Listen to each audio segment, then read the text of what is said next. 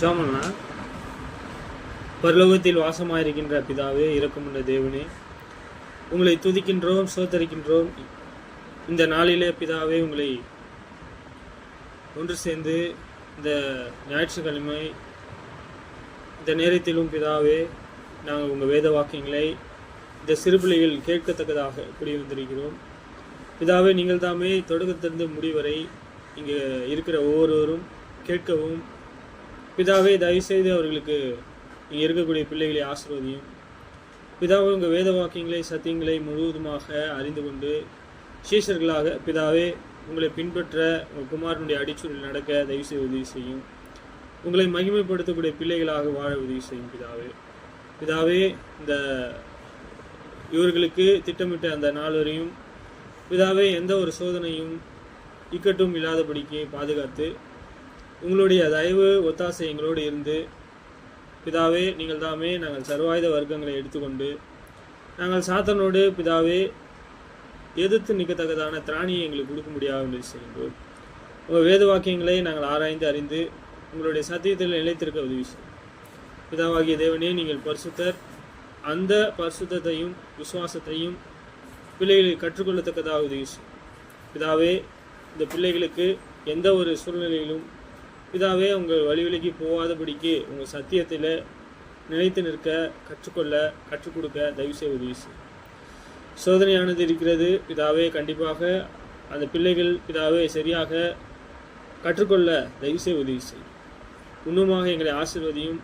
மீண்டும் கூடி வந்திருக்கிற இந்த பிள்ளைகளை பாதுகாத்து கொண்டும் சகோதரனை ஆசீர்வதியும் வழிநடத்தும். குமாரன் இயேசுவின் இனி நாமத்தில் கேட்கின்றோம் பிதாவே. நம்ம நேற்று படித்தோம், விசுவாசம் உள்ள நகரம். இங்க பார்த்தீங்கன்னா விசுவாசம் அப்படின்னா சம்மதிப்பது. அப்படி ஃபேத் என்கிற ஆங்கில ஒரு வார்த்தை இருக்கு. ஃபேத் பேர் என்ன?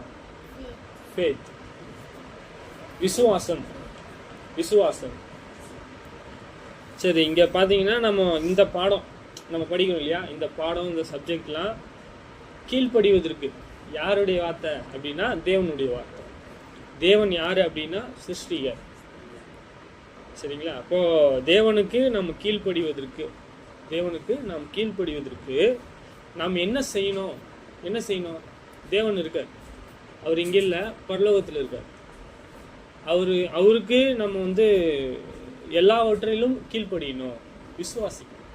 அதுக்கு என்ன தேவை? கீழ்ப்படியணும்னா அதுக்கு என்ன தேவை? விசுவாசம்.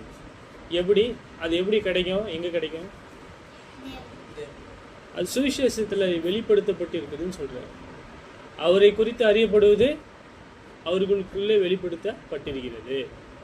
தேவனே அதை அவர்களுக்கு வெளிப்படுத்தியிருக்கிறார். என்ன? அவரை குறித்து அறியப்படுவது.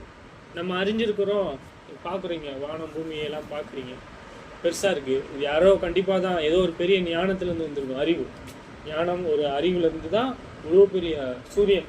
நாங்கள் காலைல பார்க்குறீங்க, சூரியன் சரியான ஒரு 12 மணி நேரத்தில் இரவாயிடுது இல்லையா? இரவாயிடுது. அதுக்கப்புறம் 24 மணி நேரம் கழித்து காலையில் சூரியன் வருது. இது இப்படி பார்க்குறீங்க. ராத்திரியான நட்சத்திரங்கள்லாம் வருது. இது யார் சாதாரணமாக இந்த மாதிரி ஒரு சூழ்நிலை இருக்குமா? இருக்காது. ஏன் அப்படின்னா தேவன் தான் இதுக்கு ஒரு காலத்தையும் நேரத்தையும் குறித்திருக்க. எல்லாவற்றுக்கும் ஒரு காலம் உண்டு. எல்லாவற்றுக்கும் ஒரு காலம் இருக்கு. அந்த நேரம் காலம்லாம் வேத வாக்கியத்தில் காமிக்கிறோம், நம்ம பார்க்குறோம். தெளிவான ஒரு வடிவம், ஒரு தெளிவான ஒரு ஷெட்யூல். இதெல்லாம் யார் பண்ண முடியும்? ஒரு பெரிய ஞானம் இருக்கு, பெரிய அதிகாரம் இருக்கு. அதுலேருந்து தான் நீங்களும் சரி நானும் சரி இன்னும் வந்திருக்கோம். ஒருத்தர் கேட்குறாங்க, யாரோ நான் எங்கள் அம்மா வயிற்றுலேருந்து நான் வந்தேன் அப்படி. அது உண்மைதான். அந்த ஜீவனை கொடுத்தது யாரு? தேவன். கரெக்ட். யாரு? தேவன், சிருஷ்டிகர்.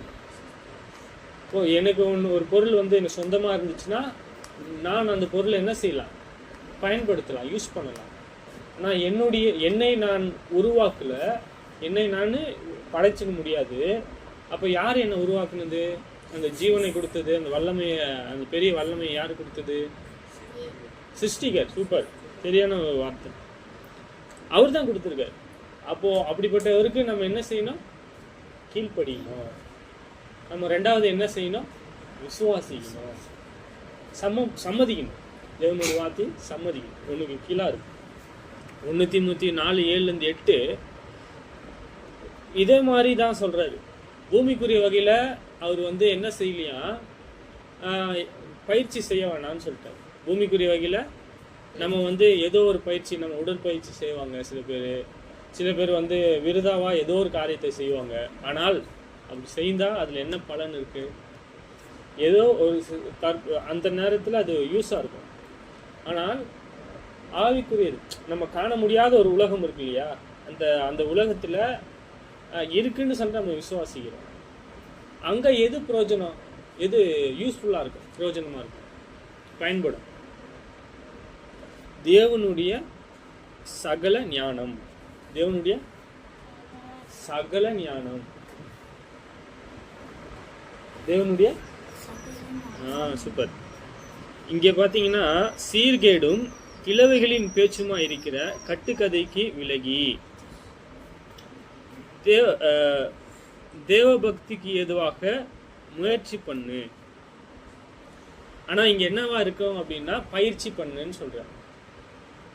அதே சொல்கிறாரு, சீர்கேடும் கிழவிகளின் பேச்சுமா இருக்கிற கட்டுக்கதைக்கு விலகி. உலகத்தில் எல்லாம் சொல்கிறாங்கல்ல, நிறைய ஸ்டோரிஸ் இருக்குது, டிவிஸ் இருக்குது, ட்ராமாஸ் இருக்குது இல்லையா? இதுக்கு எல்லாம் என்ன சொல்லக்கூடாதா?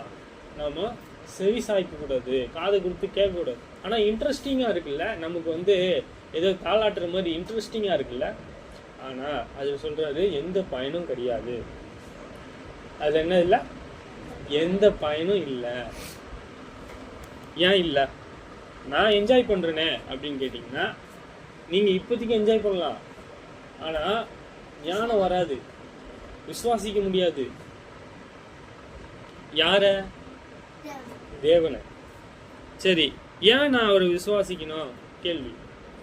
நான் ஏன் அவரை விசுவாசிக்கணும்?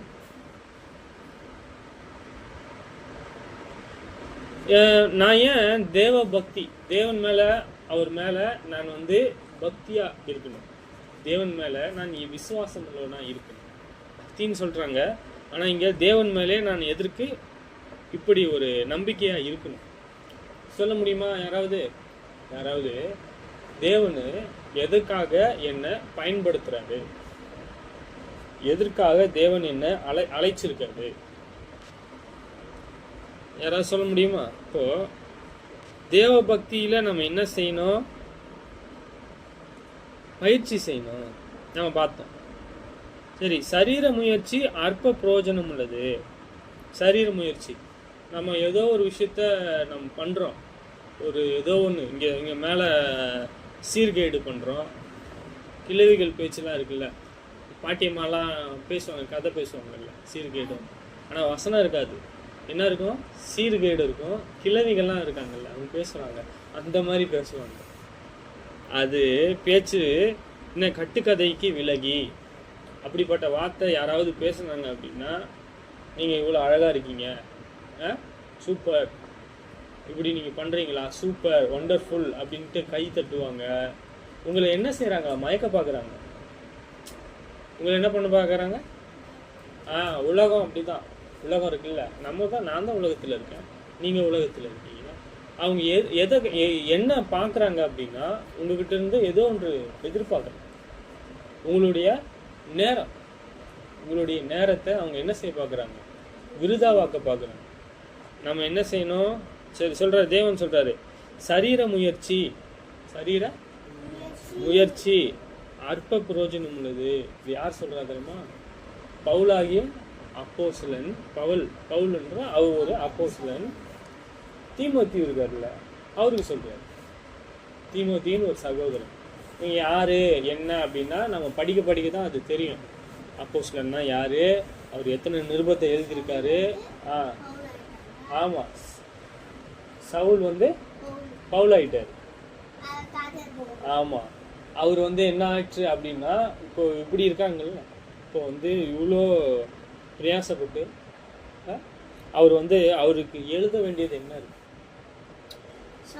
தீமோத்தேயு வந்து தீமோத்தேயு இருக்காரு இல்லையா, அவரு தான் சொல்றாரு, நீங்க பண்ணாதீங்க, என்ன சரீர முயற்சி அற்ப புரோஜனம், அது பண்ணாதன்னு அவரு போதிக்கிறார், கற்றுக் கொடுக்குறாரு.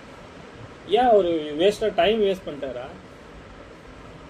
நீங்க உக்காந்துக்கிறீங்கல்ல, இப்போ கத்துக்கிறது டைம் வேஸ்டான்னு. தேவனுடைய வார்த்தையை மட்டும் கேட்டிங்கன்னா வேஸ்ட்டு கிடையாது, ஒரு நாள் உங்களுக்கு பிரயோஜனமா இருக்கும். சரி, அவரு தீமோத்தேயு வேற இடத்துல இருக்காரு, பவுல் வேற இடத்துல இருக்காரு. தீமோத்தேயு எபேசு பட்டணத்துல இருக்கிறாரு. எபேசு ஒரு பட்டணம், சிட்டினா தெரியுங்களா உங்களுக்கு, அந்த பட்டணத்துல இருக்காரு. இவர் போதிக்கிறார். இந்த ஜீவனுக்கும் என்ன போதிக்கிறார்னா, இந்த ஜீவனுக்கு நான் வாழ்றேன், நேற்று பார்த்தேன் இல்லையா, நம்ம வாழ்றதுக்கு என்ன தேவை? உணவு போதுமானது, உடுப்பு உணவுலயே வந்துடும், தண்ணிலாம் உணவு உடுப்பு தேவைன்னு நம்ம பார்த்தோம். இதை தான் தேவன் என்ன சொல்றாரு, கொடுக்குறேன்னு வாக்கு கொடுத்துருக்காரு, கொடுக்குறேன்னு வாக்கு கொடுத்துரு, ப்ராமிஸ் பண்ணிட்டாரு. தேவபக்தியானது இந்த ஜீவனுக்கும் இதற்கு பின்வரும் ஜீவனுக்கும், பின்வரும்னா இந்த ஜீவனில் புரோஜனமா, மனுஷன் பிறக்கிறான் இறக்குறான், அந்த எம்டியா நம்ம வந்து தேவனை பற்றி நான் அறியாமல் நான் செட் போயிட்டேன்னா இந்த ஜீவனை நான் புரோஜனப்படுத்திக்கல, வேஸ்ட்டு. இதுக்கு பின்னாடி ஒரு ஜீவனுக்கு தான், இதுக்கு பின்னாடி ஒரு ஜீவன் இருக்கு, அந்த ஜீவனுக்கு எது பிரயோஜனம்? தேவ பக்தின்னு சொல்றாரு. என்ன இப்போ கேள்வி வந்து, இந்த ஜீவனுக்கும் இதுக்கு பின்னாடி ஜீவனுக்கும் எது பிரயோஜனம்? கேள்வி. இந்த ஜீவனுக்கும் இதுக்கு பின் ஒரு ஜீவனுக்கும் எது வாக்கு தத்துவமானது? வாக்கு எது ப்ராமிஸ் பண்ணிருக்காரு?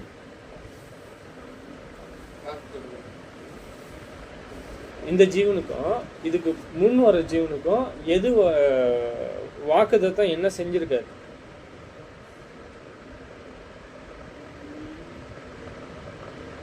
தேவபக்தி. நீங்க இது ஒரு கேள்விதான், இது கொஸ்டின். இந்த ஜீவனுக்கும் இதுக்கு பின்னாடி வரக்கூடிய ஜீவனுக்கும் எது பிரயோஜனம்? தேவபக்தி. ஞாபகம் வச்சுக்கணும், மறந்துடக்கூடாது. சரியா? இந்த ஜீவனுக்கும் இதுக்கு பின்னாடி வர ஜீவனுக்கும் எது பிரயோஜனம்? சூப்பர். இது இந்த ஜீவனுக்கும் இதுக்கு பின் வர ஜீவனுக்கும் எது பிரயோஜனமானது? தேவபக்தி. Okay okay.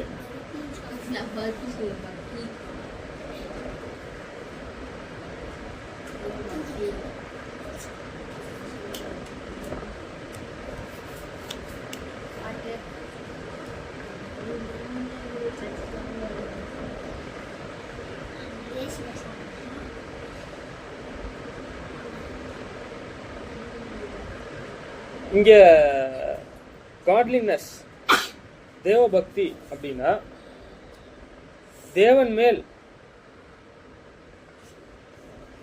தேவனாய் இருப்பதற்கு தகுதி, தேவனாய் இருப்பதற்கு தகுதி. நம்ம தேவ பக்தி நம்ம பார்த்துட்டோம். இது வந்து பிரயோஜனம், நல்லது அப்படின்னு நம்ம பார்த்துட்டோம். இதுல ஒரு பாகம் தான் குட்னஸ், நன்மை. ஆமா, நம்ம கீழ்ப்படிவது யாருக்கு நன்மை?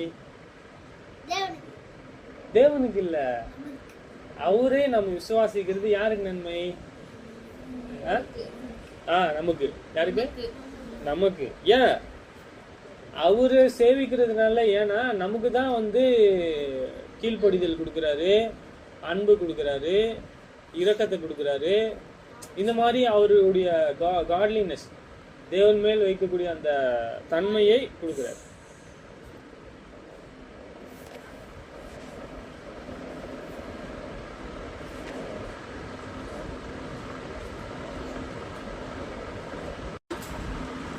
சரி, இங்க பாத்தீங்கன்னா தேவபக்தியானது வெளிப்படுத்தப்பட்டிருக்கான். அது எப்படி? நல்ல விசுவாசம் உள்ளவர்களாக, நல்ல விசுவாசமாக, அது தேவன் மேல் வைக்கக்கூடிய ஓகே நன்மை. சரி, அதனால நமக்கு என்ன லாபம்? சரி, நம்ம கீழ்படுகிறோம், இந்த கட்டளைக்கு கீழ்படுகிறோம்னா நம்ம என்ன செய்யறோம்? ஓ சரி, நம்ம கீழ்படுகிறோம், நம்ம என்ன பண்றோம்? கீழ்படுகிறோம் அப்படின்னா யாருக்கு நன்மை? நமக்கு. சரி, நம்ம கீழ்படிஞ்சா நம்ம என்ன பெற்றுக்கொள்கிறோம்? நன்மை.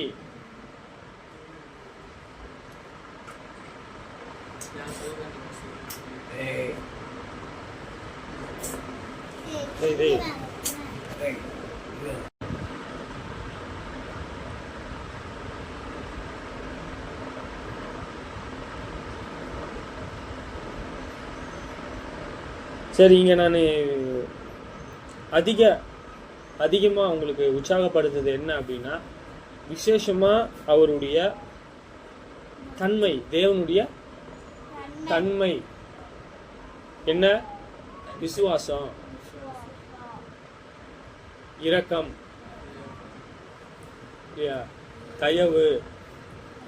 தயவு.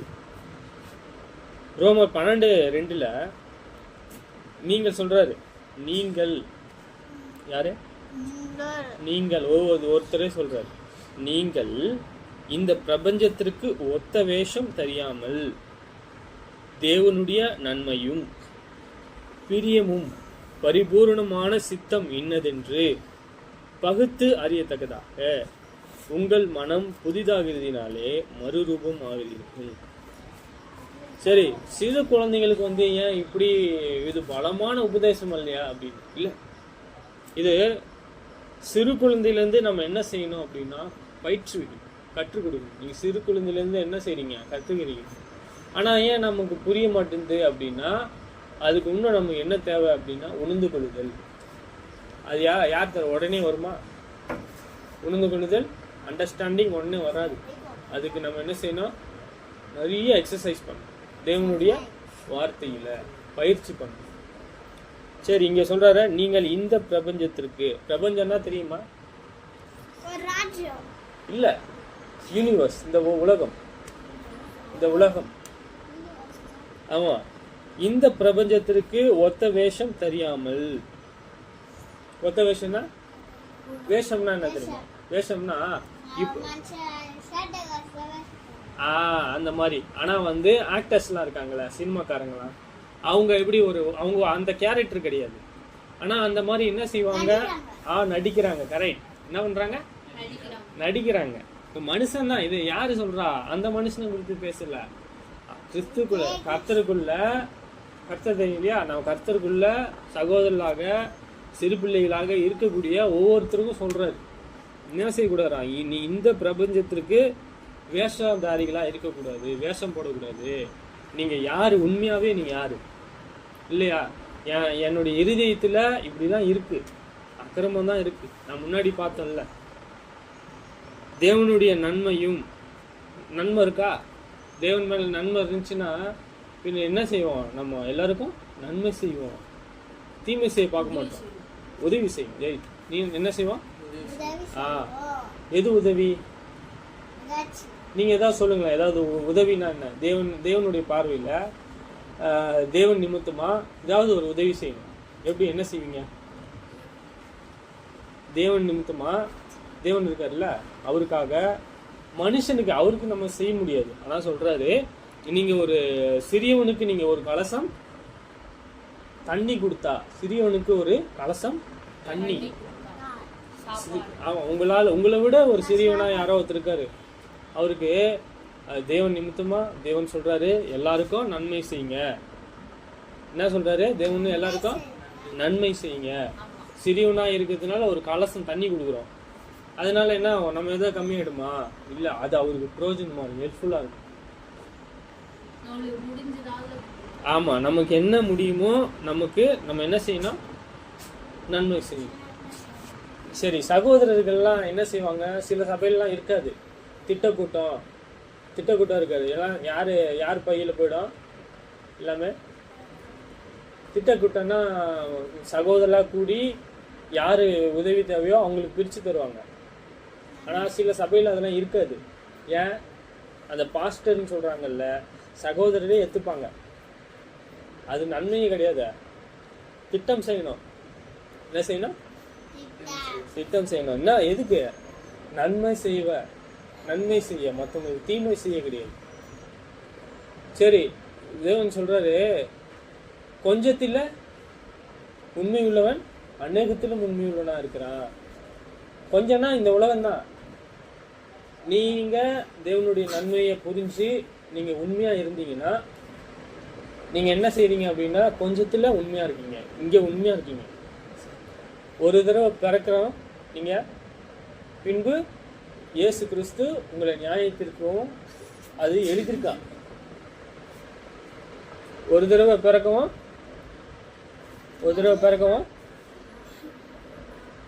பின்பு நியாயத்திற்கவும் எழுதியிருக்கு.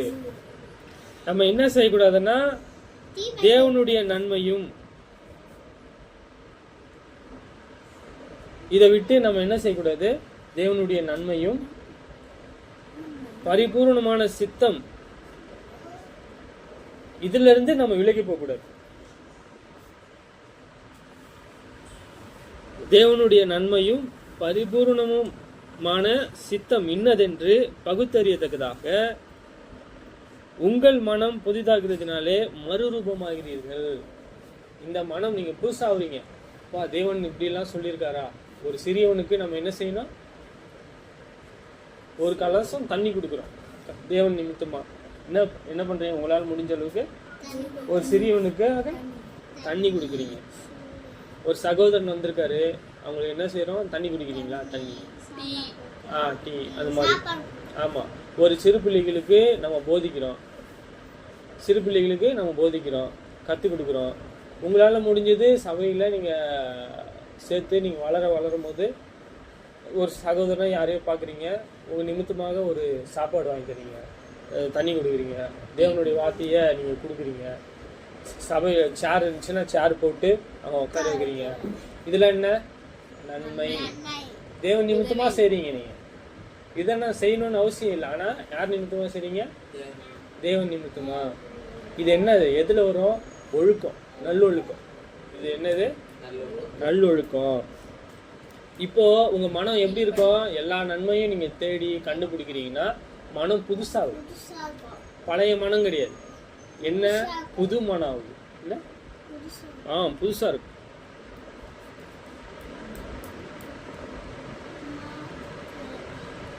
தேவனை தாமே நம்ம விசுவாசிக்கிறதுக்கு, தேவன் நிறைய வழி வச்சிருக்காரு. தேவனை நம்ம விசுவாசிக்கிறதுக்கு, அவருடைய வார்த்தையை சம்மதிக்கிறதுக்கு தேவன் என்ன வச்சிருக்காரா? நிறைய வழி.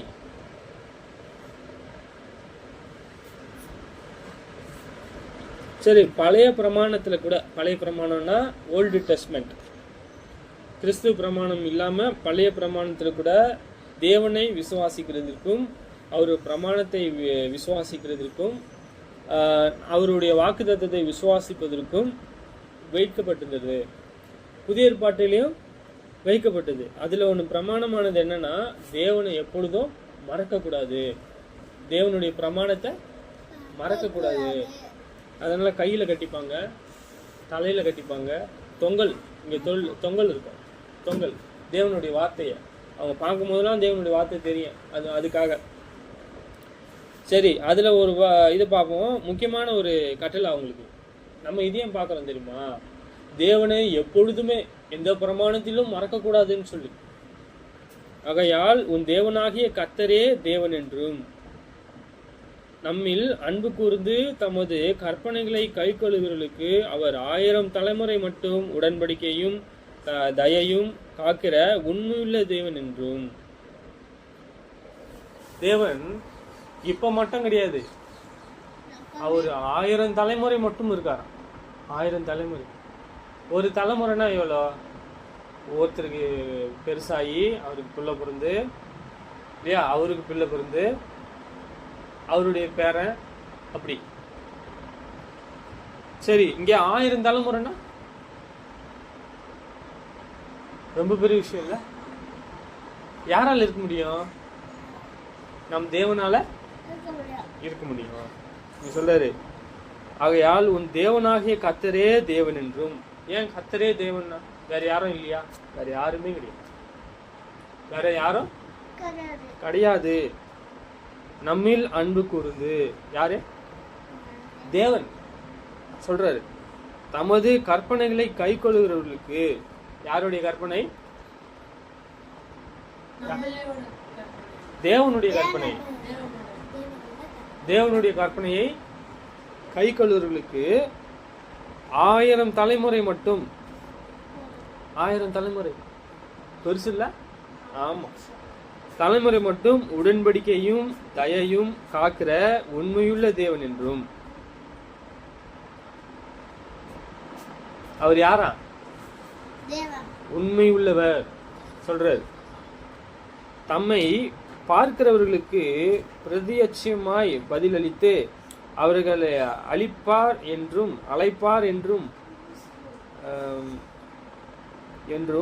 தம்மை பார்க்கிறவர்களுக்கு அவர் தாமதியாமல் பிரதியட்சமாய் பதிலளிப்பார் என்றும் நீ அறிய கடவாய்.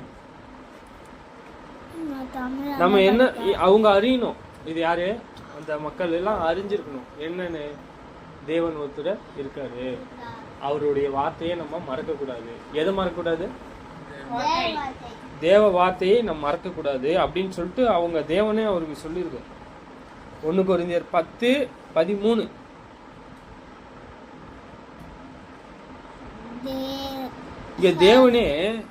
இங்க தேவனே மிகப்பெரிய மிக உயர்ந்த ஒரு வேலையை தன்னுடைய பிள்ளைகளுக்காக வைத்திருக்கிறார். மனுஷனுக்கு நேரிடுகிற சோதனையை அல்லாமல் வேற சோதனை உங்களுக்கு நேரிடவில்லை. தேவன் உண்மையுள்ளவராய் இருக்கிறார். உங்கள் திராணிக்கு மேலாக நீங்கள் சோதிக்கப்படுகிறதற்கு அவர் இடம் கொடாமல் சோதனையை தாங்கத்தக்கதாக சோதனையோடு கூட அதற்கு தப்பித்துக் கொள்ளும்படியான போக்கையும் உண்டாக்குகிறார்.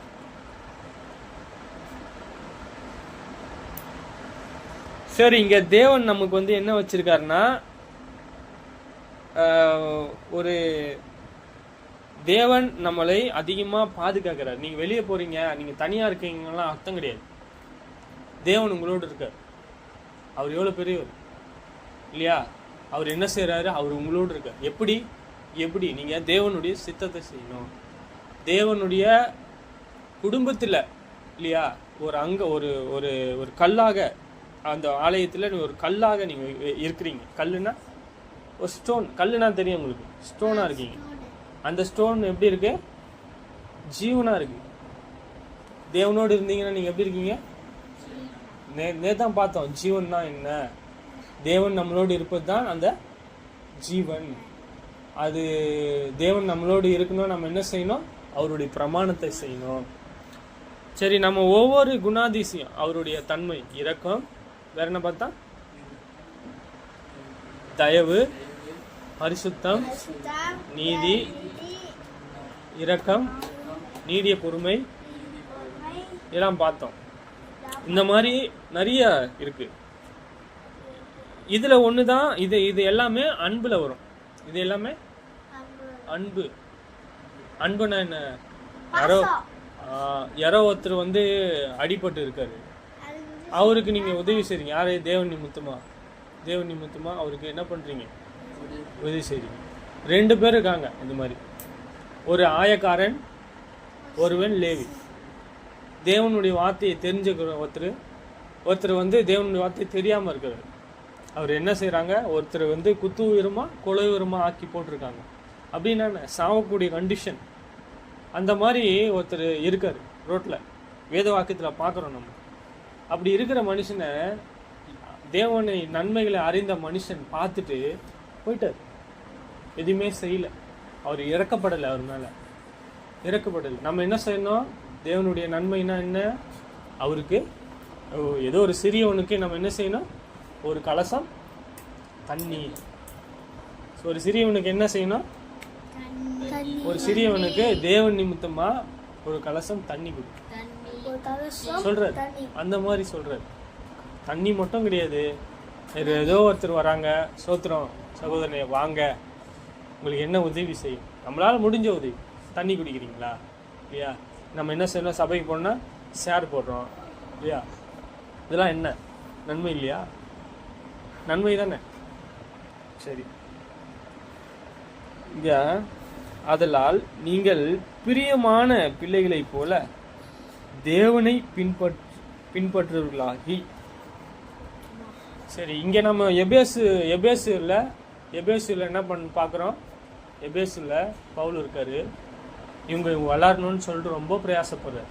யாரு? அங்கே இருக்கக்கூடிய சகோதரர்கள், பிள்ளைங்க, சகோதரர்கள். அவங்க என்ன செய்யணும்? அவங்க வளரணும்னு சொல்லிட்டு ரொம்ப பிரயாசப்படுறாரு. இந்த அவங்களுக்கு ஒரு தேவனை பின்பற்றத்தக்கதாக, விசுவாசிக்கத்தக்கதாக ரொம்ப பிரயாசப்பட்டு அவர் ஜெபிக்கிறாரு, முழங்கால் இட்டுறாரு. அவர்கள் அன்பில் வளரணும்னு ஆசைப்படுறாரு. அன்பில் சொல்றாரு. அதெல்லாம் நீங்கள் பிரியமான பிள்ளைகளைப் போல.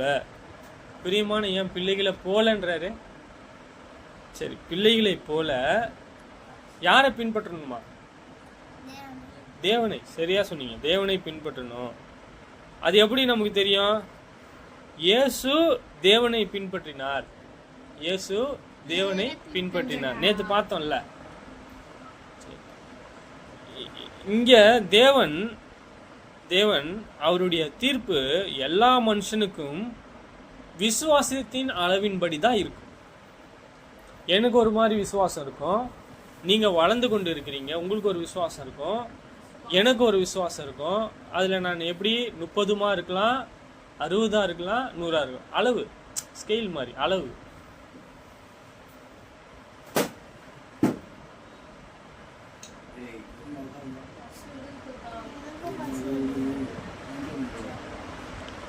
சங்கீதம் 31:21 கர்த்தர் அரணான நகரத்திலே எனக்கு தமது கிருபையை அதிகமாய் விளங்க பண்ணினபடியால் அவருக்கு சோத்திரம்.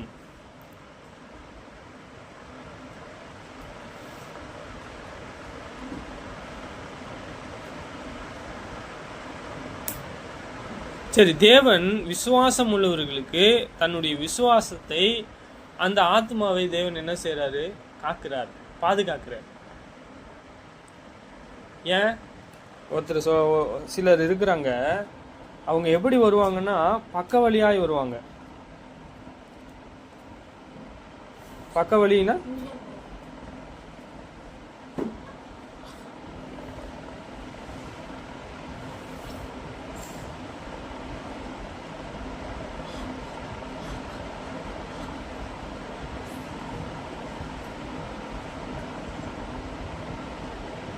சரி, இங்க அந்த எப்படி வராங்க, ஏன் வராங்க அப்படின்னா, ஏன் அப்படி நைஸா அப்படி நுழையிறாங்க அப்படின்னா, அந்த ஆடுகளை திருட.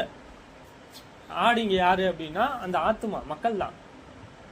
சொல்றாரு யோவான் 10:1 மெய்யாகவே மெய்யாகவே நான் உங்களுக்கு சொல்லுகிறேன். என்ன சொல்றாரு?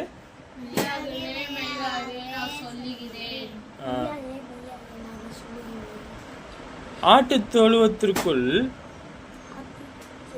வாசல் வழியாய் பிரவேசியாமல் வேறு வழியாய் ஏறுகிறவன் கள்ளனும் கொள்ளைக்காரனுமாய் இருக்கிறான்.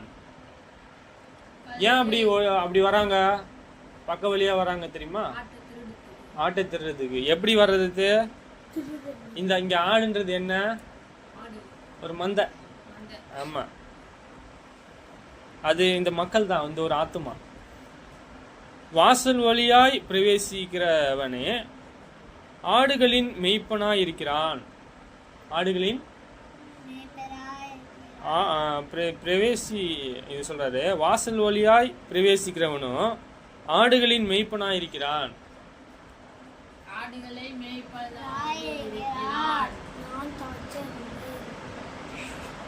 வாசலை காக்கிறவனோ தேவனுக்கு வாசலை காக்கிறவனோ அவனுக்கு திறக்கிறான். ஆடுகளும் அவன் சத்தத்தை செவி கொடுக்கிறது. அவன் தன்னுடைய ஆடுகளை பேர் சொல்லி கூப்பிடுகிறான்.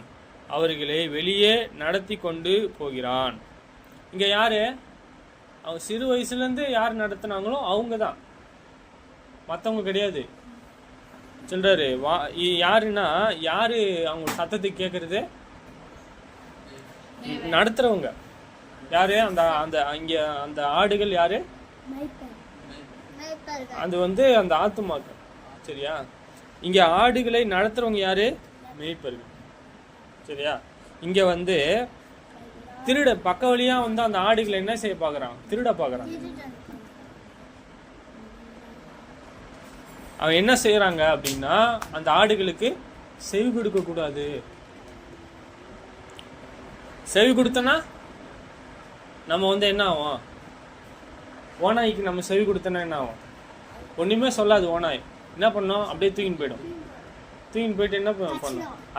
அது ஒண்ணுமே நன்மை செய்யாது. நமக்கு என்ன செய்யாது? அந்த ஓனாய் நமக்கு எந்த நன்மையும் செய்யாது. நன்மை செய்றவர் யாரு? தேவன். அப்போ உண்மையுள்ளவன் நன்மை செய்ய முடியுமா? உண்மையுள்ளவர்கள் நன்மை செய்ய முடியுமா? உங்களை வழி நடத்துறவங்க நன்மை செய்ய முடியுமா? ஓனாய் நன்மை செய்யாது. தேவன் தான் நன்மை செய்யும். இல்லையா? இங்க அவன் தன்னுடைய ஆடுகளை வெளியே விட்ட பின்பு அவனுக்கு முன்பாக நடந்து போகிறான். ஆடுகள் அவன் சத்தத்தை அறிந்திருக்கிறபடியால் அவனுக்கு பின் செல்கிறது. இங்க இயேசு தான் மேய்ப்பனா இருக்கார். இயேசு, அந்த இயேசுவானவர் என்ன செய்யறாரு? அவரு தான் முன்பு நமக்கு வழிகாட்டியா இருக்கார். அவரு தான் நம்மளை பிதாவுக்கிட்ட கொண்டு போறதுக்கு வழி வைத்திருக்கிறார். நம்ம அதான பார்த்தோம் நேற்று. அவரை தான் நம்ம பின்பற்றணும். அதுக்காக அவர் இல்லாம வேற ஒரு ஓனாய்க்கு நம்ம செவி கொடுத்தோம்னா என்ன ஆகும்? நமக்கு என்ன ஆகும்னா, நம்ம இடறிடும். அவன் தன்னுடைய ஆடுகளை என்ன செய்யறானா? வெளியே விட்ட பின்பு, இது இயேசு சொல்றாரு, அந்த ஆடுகளை அந்த மேய்ப்பன் வெளியே விட்ட பின்பு அவர்களுக்கு முன்பாக நடந்து போகிறான். அவன் சத்தத்தை அறிந்திருக்கிறபடியால் அவனுக்கு பின் செல்கிறது.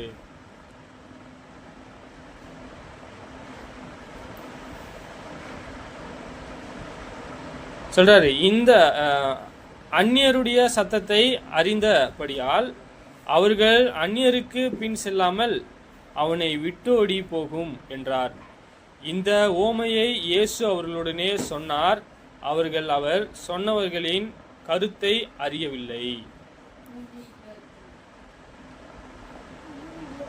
சரி, இங்க இதெல்லாம் சொல்லிட்ட பிறகு அவங்க என்ன சொல்றாங்க? அவங்களுக்கு ஒண்ணுமே புரியல.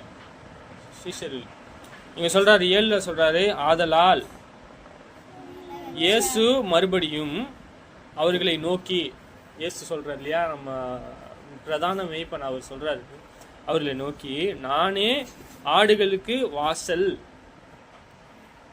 அவர் தான் வழின்னு சொல்றாரு, அவர் தான் வாசல் சொல்றாரு. வாசல்லாம் தெரியும் இல்ல? உங்களுக்கு தெரியும், நீங்க பாக்குறீங்க வாசல் என்று. மெய்யாகவே மெய்யாகவே உங்களுக்கு சொல்கிறேன். ஒரு தடவை இயேசு மெய்யாகன்னு சொன்னாலும் மெய் தான், உண்மைதான். 2 தடவை மெய்ன்னு சொன்னா மெய் தான். இயேசு தான் இங்க யாரு? வாசல். அவர் தான் ஆடுகளை மேய்க்கக்கூடிய ஒருவர். அந்த இது இல்லாம பக்க வழியாய் வந்தது என்ன? ஓனாய். ஆமா, அதுக்கு நம்ம என்ன செய்யக்கூடாது? செவி கொடுக்க கூடாது. நம்ம எல்லாவற்றுக்கும் நம்ம எதை பார்க்கணும்? யாரை பின்பற்றணும்? இயேசுவை. யாரை பின்பற்றணும்? இயேசுவை பின்பற்றணும். யாரை பின்பற்றணும்? இயேசுவை பின்பற்றணும். சரி, திருடன் இருக்கான்ல, திருடன் திருடவும் என்ன பண்ணுவான்? திருடுவான். கொள்ளையும் அழிக்கவும் என்ன பண்ணுவான்? அழிக்குவான், அழிச்சிருவான். வருகிறவனே அன்றி வேறொன்றுக்கும் வரான். அவன் எதுக்கு வந்திருக்கான் தெரியுமா? அது கரெக்ட்.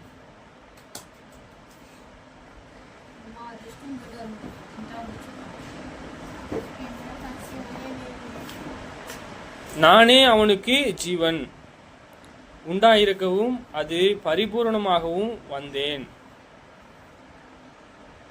சரி, நானே அவர்களுக்கு ஜீவன், உண்டாயிருக்கவும் அது பரிபூர்ணமாகவும் வந்தேன். இங்க சொல்றாரு, யாரு இங்க மேய்க்கிறாரு அப்படின்னா யாரு? அதான் யாரு இங்க? இயேசு. இங்க யாரு? இயேசு. நானே நல்ல மேய்ப்பன். யார் அவரு? நல்ல மேய்ப்பன். நல்ல மேய்ப்பன் சொல்றார். ஆடுகளுக்காக தன் ஜீவனை கொடுக்கிறான். இயேசு இயேசு என்ன செஞ்சாருப்பா? இயேசு ஓகே, அவரு யாரு? சிருஷ்டிகர். அவ்வளவு பெரிய சிருஷ்டிகர் இந்த பூமிக்கு வந்து நமக்காக என்ன செஞ்சாரு? நிறைய பாடுபட்டார். யாரு மேல இருக்கிற? பிதா மேல இருக்கக்கூடிய அந்த அன்பின் நிமித்தமாக நமக்காக பாடுகள் பட்டு, அடிகள் பட்டு, ஆணிகள்னால அடிச்சாங்க. சிலுவையில் அவரு மாட்டினாங்க, ஏற்றினாங்க. அவரு வாரினால அடிச்சாங்க, வாரினால அடிச்சாங்க. அப்ப யார் இங்க? நானே நல்ல மேய்ப்பன், ஆடுகளுக்காக தன் ஜீவனை கொடுக்கிறேன்னு சொல்ற.